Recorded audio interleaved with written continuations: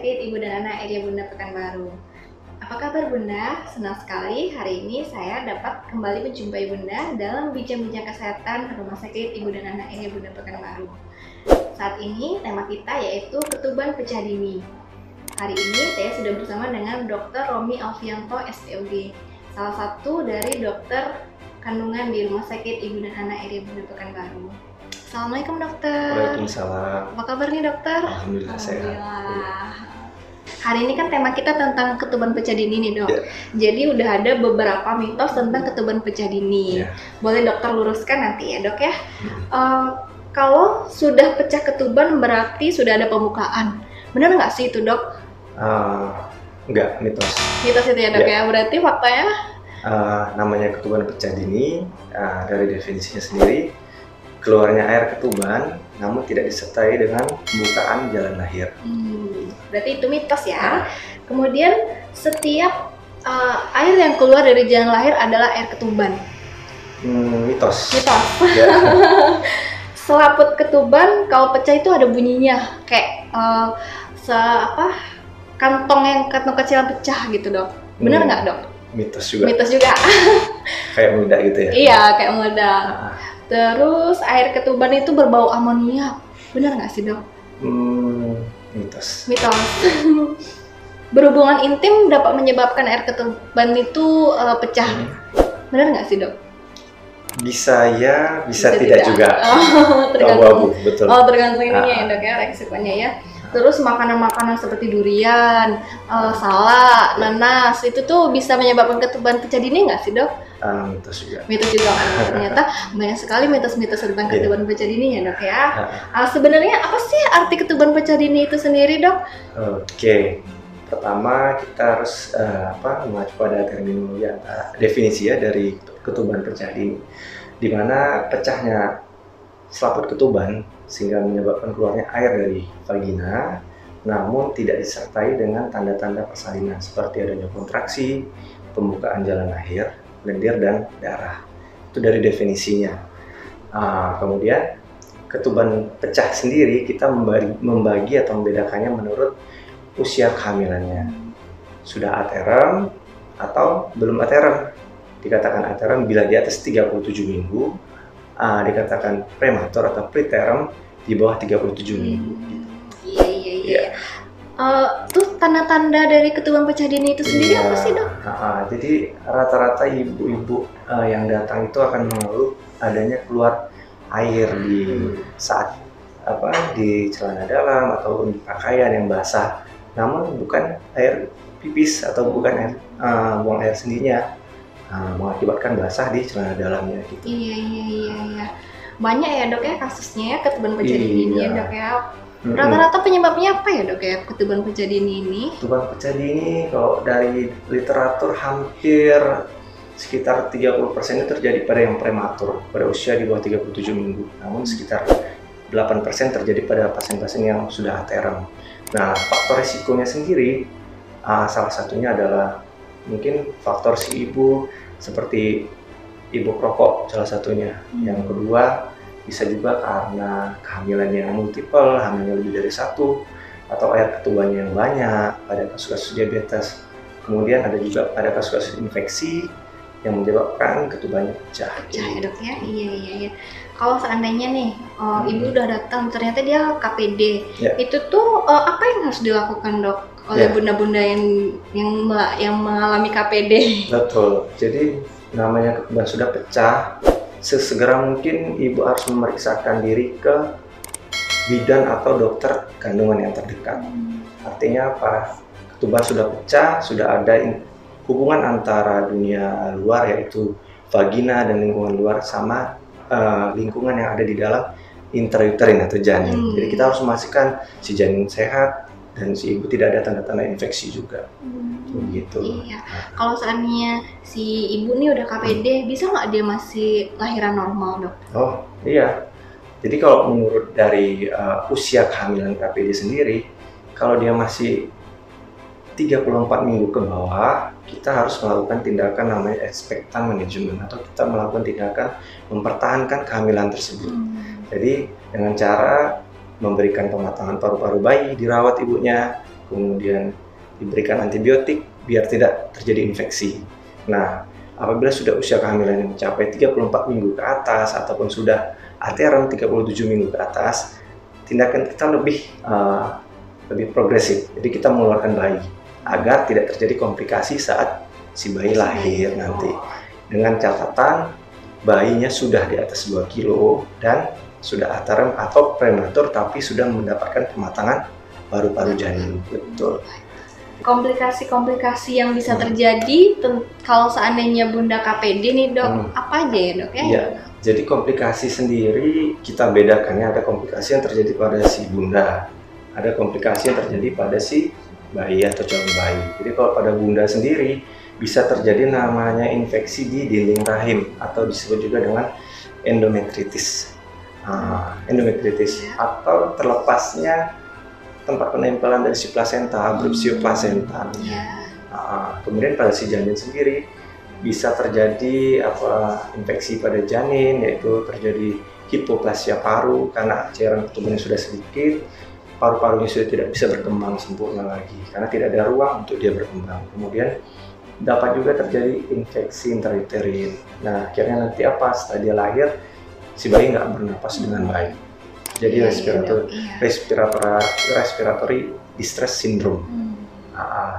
Kemudian ada juga namanya prolaps dari tali pusat. Itu yang paling mengerikan ya.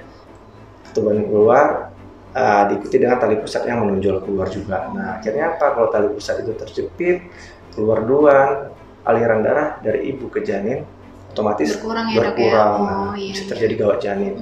Dan yang paling tidak kita inginkan bisa sampai dengan kematian janin ya dok ya. Ternyata sangat banyak sekali ya dok ya komplikasi dari KPD ini ya dok ya, dan sangat berbahaya ternyata ya dok ya KPD itu sendiri ya. Kalau seandainya kan nih dok, dia kan KPD nih tapi ternyata kan usia kehamilannya belum cukup, jadi harus kayak mana ininya ya dok ya kalau dari dokter sendiri? Oke, jadi kalau dari kita manajemen ketuban pecah dini sendiri, kalau usia kehamilan masih di bawah 34 minggu, sebaiknya ya kita rawat dulu. Pemberian antibiotik ibunya. Kita rawat, pemberian antibiotik, pemberian pematangan paru-paru janin. Ya, itu mungkin memakan waktu sekitar 2 hari. Setelah 2 hari kita lihat ketubannya masih mengalir atau tidak. Nah, kalau nanti 2 hari ketubannya sudah tidak mengalir dan dia cukup, kita bisa memperpanjang perawatan. Artinya ibunya bisa bertahap, nanti bisa pulang, dan kita monitoring kontrol apakah ada tanda-tanda infeksi setelah dia pulang nanti, sampai nanti se-ATRM mungkin kita rawat. Namun kalau usia kehamilan sudah di atas 34 minggu, nah rata-rata dari literatur mengatakan mereka akan melakukan tindakan yang lebih untuk menyelamatkan bayi. Jadi iya, biasanya dilahirkan dulu. Lahirnya bagaimana? Apakah boleh normal atau seksio ya kan, banyak nanya-nanya gitu ya. Jadi ketuban pecah sendiri bukan indikasi seksio. Ya, indikasi seksio pada ketuban pecah ini bergantung pada indikasi obstetrik pada saat itu. Misalnya, dia ketubannya sudah pecah dengan letaknya sungsang atau melintang. Artinya apa? Kita tidak bisa melakukan induksi persalinan karena ada kelainan dari posisi si janin. Sehingga kita harus melakukan tindakan yang lain. Kita mau mengeluarkan bayi tapi tidak bisa secara normal. Tapi kalau letak posisi bayinya bagus, kepalanya di bawah, jantungnya sehat, kita lakukan rekaman jantung bayi namanya CTG ya, kardiotopografi atau NST. Kondisinya bagus dan kita memenuhi syarat untuk induksi persalinan, boleh kita coba lahir normal. Kalau nggak bisa baru kita terpaksa harus SC ya dok ya? Gitu. Iya, itu terakhir pilihannya. Kalau pilihan terakhir ya dok ya. Apabila tidak bisa normal, mau nggak mau harus SC. Betul. Ini dok, kalau misalkan nih Bunda datang ke rumah sakit, terus kayak gimana sih caranya bisa tahu kalau itu tuh ketuban pecah dini loh, bukan cairan-cairan yang lain gitu dok? Nah, sesuai dengan mitos dan fakta tadi ya. Apakah keluar dari cairan dari vagina apakah itu semua gitu? Semuanya ketuban gitu. Ya, jadi pada keluhan keluar cairan kita sebaiknya melakukan pemeriksaan namanya inspekulum. Inspekulum itu kita melakukan pemeriksaan dengan menggunakan alat namanya spekulum sehingga kita dapat melihat dari mulut rahim. Nah, kalau memang dia air ketuban, dia akan meremas dari bawah. dengan ditambah lagi pemeriksaan namanya nitrazin test atau tes lakmus. Jadi kertas lakmus itu berwarna biru, berwarna merah. Iya. Nah, apabila dia dilakukan tes pada air ketuban, dia akan berubah menjadi warna biru. Karena apa?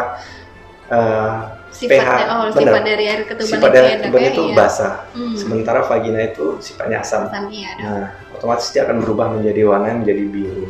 Nah, kalau dia hanya keputihan biasa, kertas itu tidak akan berubah warna. Betul. Apabila ada ketuban, berarti dia akan berubah warna, ya, Dok, ya? Iya. Dan pemeriksaannya adalah in speculo. Kita harus melihat betul-betul untuk membedakan dari cairan itu apakah ketuban ataupun keputihan atau bias dari yang lainnya. Misalnya ada lendir yang lain bisa mengaburkan diagnosis kita apakah ini ketuban atau tidak. Makanya penting ya, Dok, ya, begitu mulai sepertinya nih air ketuban harus langsung dibawa ke tenaga kesehatan, ya, Dok, ya, untuk menentukan apakah itu benar-benar air ketuban atau yang lain gitu, ya, Dok, ya. Nih, Dok, kalau seandainya nih Bunda nih kan untuk kehamilan saat ini dia KPD, bisa nggak kalau seandainya untuk kehamilan kedepannya tuh biar nggak terjadi lagi gitu, Dok? Ada tips-tips nggak dari dokter nih? Jadi betul, bunda yang pernah riwayat KPD pada kehamilan sebelumnya memiliki faktor resiko lebih tinggi terjadi KPD lagi. Untuk tips-tipsnya sebaiknya kita menghindari faktor-faktor resiko. Misalnya kayak yang bisa kita hindari itu seperti rokok tadi. Merokok tadi, apakah si bunda perokok aktif ataupun pasif, ya itu harus dijauhi lah.